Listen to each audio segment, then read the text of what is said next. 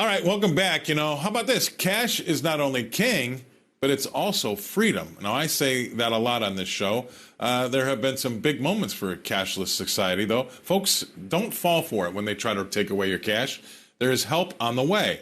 Now, citizens who live in Ohio could soon be shopping like it's 1999 again if legislators there pass the Currency Access to Spend Here Act, which is our bill. That's otherwise known as cash, which would require businesses and government offices to accept cash for payments of up to $500. Now, I say $500 might be too low, but you know what? I'll take it. It's a start.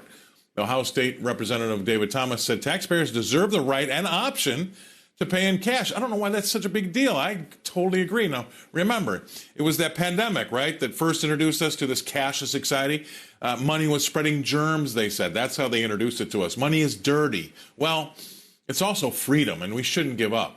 Do you really want all your spending to be tracked on a government-issued debit card? Not saying you're doing anything wrong, but still, what about your privacy? My next guest has talked about this with me before, and I wanted to get her take on this latest move in Ohio. Please welcome to the show, Ms. Rebecca Walser. Thanks for being on, Rebecca. I thought this had your name written all over it. And so I'm against this cashless society. I can't stand it. I really do believe cash is freedom more than it is king. But maybe we've got some saner heads in Ohio starting maybe a little bit of a movement that hopefully spreads. Hopefully spreads, and hopefully it makes everyone realize, Scott, the transition even from 2020 to present day. I remember going into a Starbucks during the pandemic in 2020 and seeing them say, unable to accept cash, stop the spread, this kind of thing. And then they put a big sticker on the window that said cashless store and all of these things. All I had gone in there with was a $20 bill. I couldn't even get my Starbucks and I had cash. And I looked down at the bill and I remember distinctly reading, "This is legal tender." And I thought, but if stores are going to stop taking it, then is it? And you know what? What people do not understand, it might be convenient. We give away so many freedoms, Scott, in the name of convenience, and it has to stop. Now, you're right. The $500 limit is something that, if you're going to make a larger purchase, they're going to say, oh, well, we don't want to, have to carry a lot of change in the store and all those things. But we need to start somewhere. This is freedom. This is the ability to purchase anonymously. And if you get away and you go 100% cashless, then what is really happening and what people are not realizing because they're not thinking in terms of the way the nefarious people think is I'm losing my freedom because now every single thing I ever buy is tracked, digitized, and can be reproduced on, on demand. And that is the problem. It doesn't, and I really get, and you already said it, I really get offended because there's this concept in the law of, well, what are you trying to hide? There's nothing that anyone has to be trying to hide. We have a fundamental right to privacy under the First Amendment, has been interpreted by the Supreme Court as a right to privacy. You don't have to be trying to hide anything. You could be the most honest. You could be the most honest, ethical, moral person and just say, hey, it's no one's business what I'm spending my money on. I want to be able to buy it in cash. Yeah, yes, you can tell I'm frustrated. I can tell you're frustrated. It says legal tender right there on it. But you know what? If you're a state and you can just say that I'm going to flout federal law and nobody does anything about it, it's like these people at these restaurants and shops can say, I'm not going to take it as legal tender, and nobody can do anything about it. It seems like you're swimming upstream all the time. And this is the height of the idiocy that people are following now. Listen, there are some ballparks, like some stadiums where football and baseball and the likes are played in, where you go out to try to buy a beer at the vendor and they don't take cash. Yep. And they point you in the direction of a reverse ATM. So you have to take five $20 bills, feed it into an ATM, and it kicks out a plastic card, which only has $95 on it, by the way, because they make you pay $5 for the right to change $100 into 95 on plastic. That is ridiculous. That is not my America. Now, people might say you're overreacting.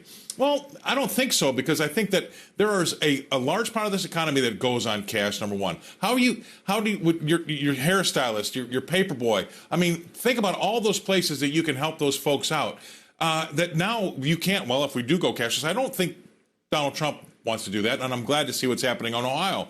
But I do know a lot of folks out there that are so lazy, they're just willing to give that right away, and I don't understand why. It's almost like we're back in the pandemic when people decided, you know what, it's probably a better idea that I wear my mask by myself in a field of nobody else standing around me rather than break the law. You have to wonder what's going through their minds. Cash is always going to be king, and it's always going to be freedom. What do you think?